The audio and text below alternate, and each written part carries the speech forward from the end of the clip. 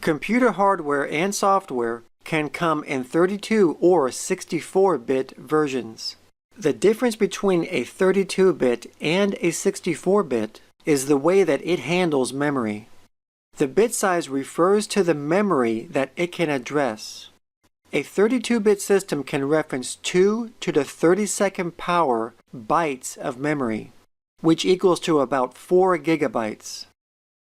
However, a 64-bit system can reference 2 to the 64th power bytes of memory, which equals to about 16 exabytes, which is 4 billion times more memory than a 32-bit.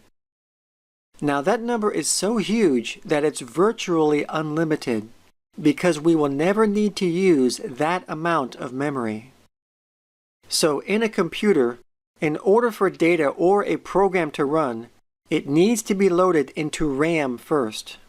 So the data is stored on the slower hard drive, and from the hard drive it's loaded into the faster RAM. And once it's loaded into RAM, the CPU can now access the data or run the program. Now in a 32-bit system, since the maximum amount of memory that it can support is 4 gigabytes, it may not be enough to hold all the data that the CPU needs to make the computer run as fast as possible.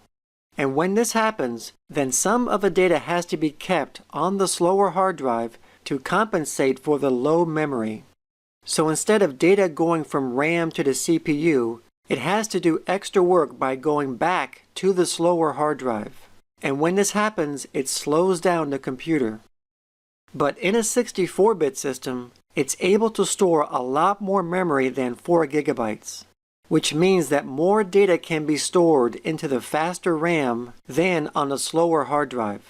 And because it can store more data into RAM, the computer is able to run a lot faster. So in a nutshell, this is why a 64-bit system is faster than a 32-bit system.